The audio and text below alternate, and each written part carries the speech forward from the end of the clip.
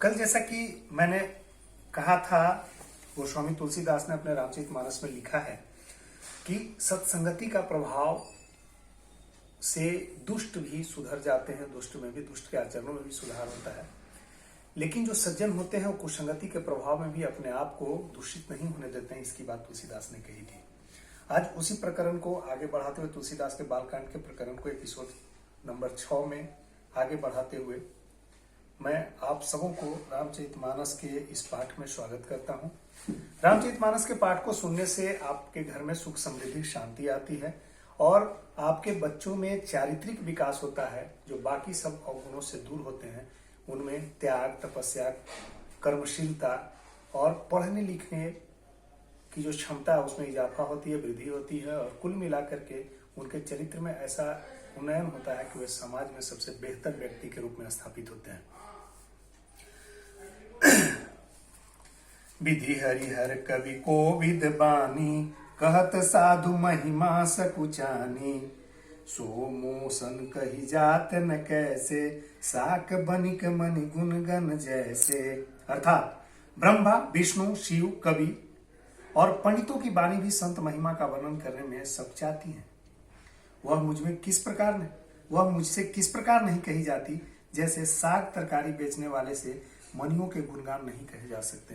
यहाँ तुलसीदास ने जो तुलना की है, कहा है कि जिस व्यक्ति में जिस तरह के गुण होंगे, जिन गुण धर्मों को वह पहचानता होगा, उसमें वह वैशिष्ट होगा पहचानने की, वही लोग के सामने जो है किसी तरह के गुणगान का असर होता है। उसके किसी व्यक्ति के बारे में अगर आप बताते हैं तो उसको समझ पाता।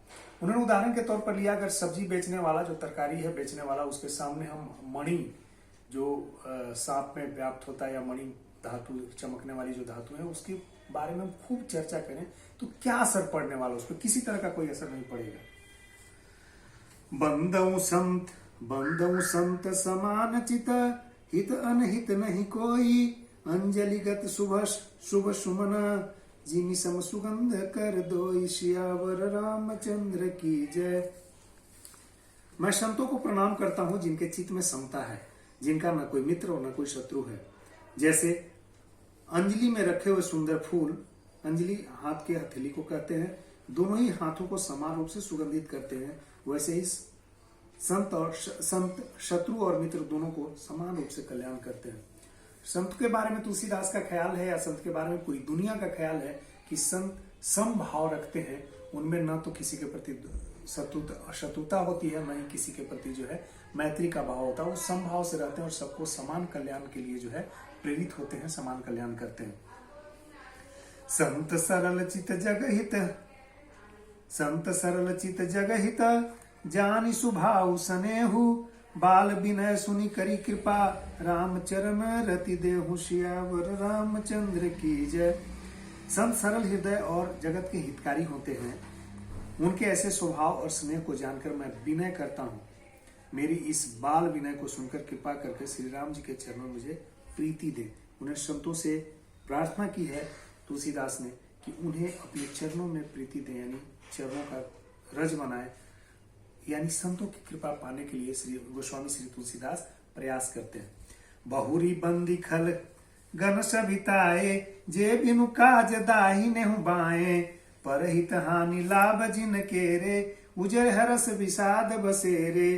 अर्थात जब मैं सच्चे भाव से दुष्टों को प्रणाम करता हूं तो बिना ही प्रयोजन के अपना हित करने वालों के प्रति प्रतिकूल आचरण करते हैं। दूसरे के हितों की हानि ही जिनकी दृष्टि में लाभ है, उनको दूसरों के उजड़ने में हर्ष और बसने में विषाद होता है। अब तुलसीदास ने संतों के वंदना के बाद दुष्टों की वंदना की है। उनका मानना है कि दुष्ट वैसे व्यक्ति होते हैं जो किसी दूसरे के हानि में ही अपना हित समझते हैं, किसी दूसरे को उजाड़ देने में ही अपना हित समझते हैं और वही अपनी प्रकृति समझते हैं। तो संतदास ने, गोस्वामी तुलसीदास ने संतों के बाद जो है दुष्टों की वंदना की है, क्योंकि दुष्ट सारे कर्मों में, सारे कार्यों में विघ्न पैदा करते हैं और विघ्न पैदा करके आपको कहीं ना कहीं परेशान करते हैं, आपके कार्य पूर्ण हो इसकी स्थिति उत्पन्न करते हैं। और ऐसे दुष्टों को प्रणाम कर तुलसीदास आगे बढ़ते हैं। बहुरी बंदी खल गण सभिताए, जे बिनु काज दाही नेहु बाए। परहित हानि लाभ जिन केरे, उजर हर्ष विषाद बसेरे। अर्थात जब मैं सच्चे भाव से दुष्टों को प्रणाम करता हूं तो जो बिना ही प्रयोजन अपना हित करने वालों के प्रति प्रतिकूल आचरण करते हैं और दूसरों के हित की हानि ही जिनकी दृष्टि में लाभ है, जिनको दूसरे के उजड़ने में हर्ष और बसने में विषाद होता है, इन दुष्टों को प्रणाम करते हुए तुलसीदास आगे बढ़ते हैं। मेरा भी दुनिया के तमाम खल हैं जो दुष्ट है उन्हें प्रणाम है, क्योंकि आपके कार्य को अगर आप अपने कार्य को आपको सिद्ध करना है तो वैसी स्थिति में आपको दुष्टों का वंदन करना होगा, जैसा कि तुलसीदास ने किया। हरिहर जस राकेश राहु से, पर अकाज भट सहस बाहु से, जे पर दोष लखही सहसा की, परहित गृहित जिनके मन माखी।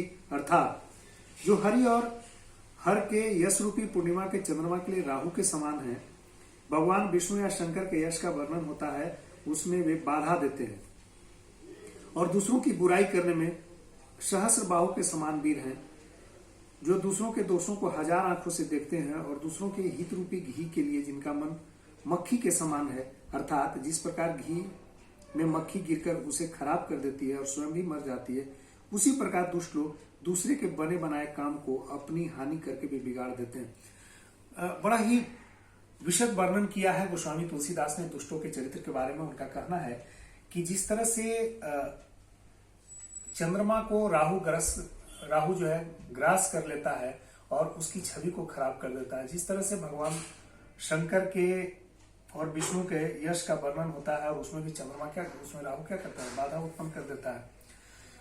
दुष्टों का जो बुराई करने की जो क्षमता होती है वो सहस्त्रबाहु के समान होती है। इस तरह से दुष्ट जो है अपने हित पर ध्यान न दे करके दूसरे का कितना अहित किया जाए इस पर विशेष ध्यान उनका होता है। वैसे दुष्टों का वंदन करते हुए तुलसीदास आगे बढ़ते हैं, क्योंकि अगर किसी भी कार्य को सिद्ध करना है, किसी शुभ कार्य को आगे बढ़ाना है तो बाधा व्यवधान से रहित होना परम कर्तव्य, बाधा व्यवधान से रहित होना आवश्यक है, और वैसे में दुष्टों की वंदना हमारा परम कर्तव्य बन जाता है।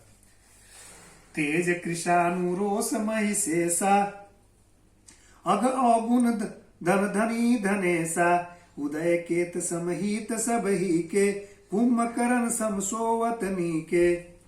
जो अर्थात जो तेज, दूसरे को जलाने वाली ताप को तेज कहते हैं, में अग्नि और क्रोध में यमराज के समान है, पाप और अवगुणों में अवगुण रूपी धन में कुबेर के समान है, जिनकी बढ़ती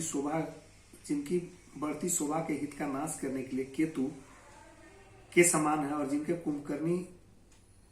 कुंभकर्ण की तरह सोते रहने में भी भलाई है। दुष्टों के चरित्रों का वर्णन करते हुए उन्होंने कहा कि जो उनमें तेज होता है, दूसरों को अहित करने का जो तेज होता है वह अग्नि से भी ज्यादा ताप वाला होता है, और क्रोध में यमराज से भी वे आगे होते हैं। इसके अलावे अवगुणों की बात अगर की जाए तो कुबेर का भंडार भी उनके सामने, कुबेर का भंडार धन के लिए जाना जाता है, लेकिन जो दुष्ट होते हैं उनमें जो अवगुण होता है वह भंडार कुबेर के भंडार से भी बड़ा होता है। जिनकी शोभा, जिनकी बढ़ती सभी के हित का नाश करने के लिए केतु के समान है, और वे सभी के हितों का नाश करने में लग जाते हैं। पर अकाज लगी तनु पर हरही, जिमी हिम उपल कृषि दली गरही, बंदहु खल जस शेष सरोसा, सहस बदन बरनईज पर दोषा। अर्थात जैसे ओले खेती का नाश करके आप ही गल जाते हैं, वैसे ही वे दूसरों का काम बिगाड़ने के लिए अपना शरीर तक छोड़ देते हैं। मैं दुष्टों को हजार मुख वाले शेष जी के समान समझकर प्रणाम करता हूं, जो पराये दोषों का हजार मुखों से बड़े रोष के साथ वर्णन करते हैं। उन्होंने कहा कि दुष्ट के जो चरित्र होते हैं, गोस्वामी तुलसीदास ने बड़ा ही सुंदर वर्णन किया और तुलना भी बड़ी अच्छी की है। कहा जिस तरह से फसलों को बर्बाद करने के समय जब ओला की वर्षा होती है तो ओले अपने अस्तित्व को मिटा देते हैं, लेकिन फसलों को भी बर्बाद कर देते हैं। उसी तरह दुष्टों का भी स्वभाव होता है कि अपने अस्तित्व को मिटा करके भी दूसरे को बर्बाद करने में अपनी भलाई समझते हैं। तो वैसी स्थिति में तुलसीदास कहते हैं कि ऐसे जो हजार मुख से बुराई करने वाले जो दुष्ट हैं, मैं उन्हें प्रणाम करता हूं, क्योंकि मैं जो कार्य करने जा रहा हूं वह राम के चरित्र का वर्णन है, और उस चरित्र के वर्णन में किसी भी तरह की दुष्टता या बाधा या व्यवधान करने वाले दुष्ट हैं अगर आए जाएंगे तो यह काम सिद्ध नहीं होगा या शुभ कार्य संपन्न नहीं होगा। वैसी स्थिति में दुष्टों को प्रणाम करते हुए तुलसीदास आगे बढ़ते हैं। पुनि प्रणव पृथुराज समाना पर अग सुनई सहस दस काना बहुरी सक्र सम बिनऊ तेहि संतत सुरानी कहित जेहि।